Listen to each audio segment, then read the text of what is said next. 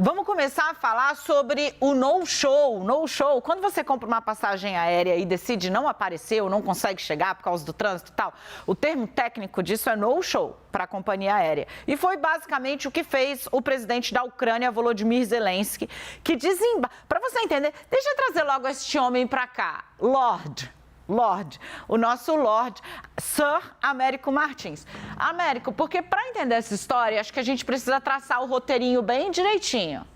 O Lula ganha a eleição, assume, antes da eleição fala besteira mesmo, da grossa sobre a guerra da Rússia na Ucrânia. Aí ele volta atrás, ele modula melhor, aí ele se propõe a criar um grupo para negociar a mediação de um acordo de paz. Aí o Zelensky diz que quer que o Lula vá lá, e o Lula manda o Celso Amorim ir lá conversar com o Zelensky, eles conversam e tal.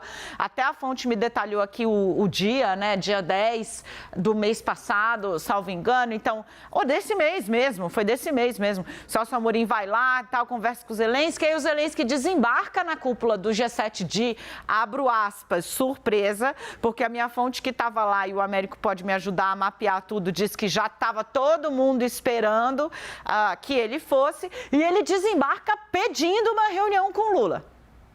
Ele fala, olha, eu quero conversar com o Lula e tal, vim aqui e tal para conversar com o Lula.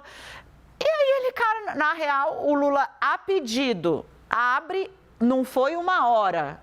O Lula abriu uma faixa na programação dele, ou seja, ele poderia mover encontros já marcados, a depender da conveniência do Zelensky, numa faixa horária.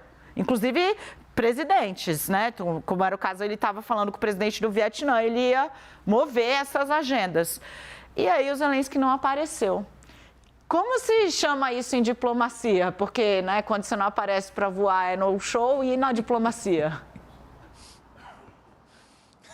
Virar as costas, talvez? Virar as costas e sair andando. Exatamente foi isso que aconteceu, né, Dani? Você contou exatamente o roteiro. Assim, as fontes com que eu conversei também no governo brasileiro diziam que sabiam da possibilidade muito forte do Zelensky ir a Hiroshima, no Japão, desde essa época aí da viagem do Celso Amorim a Kiev. Não foi uma surpresa para o Itamaraty. Eles já imaginavam que poderia ter tido esse convite. A diplomacia ucraniana, de fato, no mesmo dia que confirmou que o Zelensky ia para o Japão, sim, pediu uma reunião com o presidente Lula e houve toda essa movimentação do Itamaraty para tentar acertar a reunião, que acabou não acontecendo.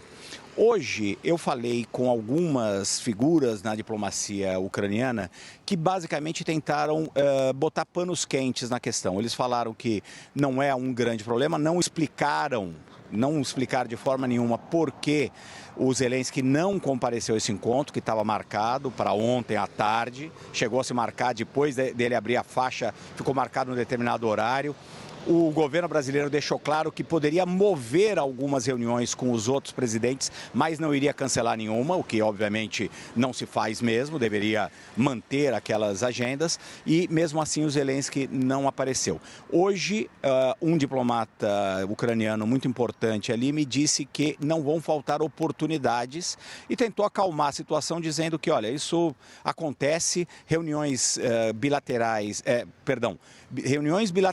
dentro de cúpulas multilaterais são muito complicadas de se arrumar. O próprio Itamaraty também confirma isso, que às vezes é muito difícil se arrumar a agenda, mas o Itamaraty considera que fez o papel que tinha que ser feito, que era abrir o espaço na agenda. O presidente estava à disposição para conversar e não aconteceu esse encontro. Depois o presidente Lula disse que ficou chateado, porque obviamente ele tinha aberto aquele espaço, e lembrou que o Zelensky é maior de idade, é grande, sabe o que está fazendo.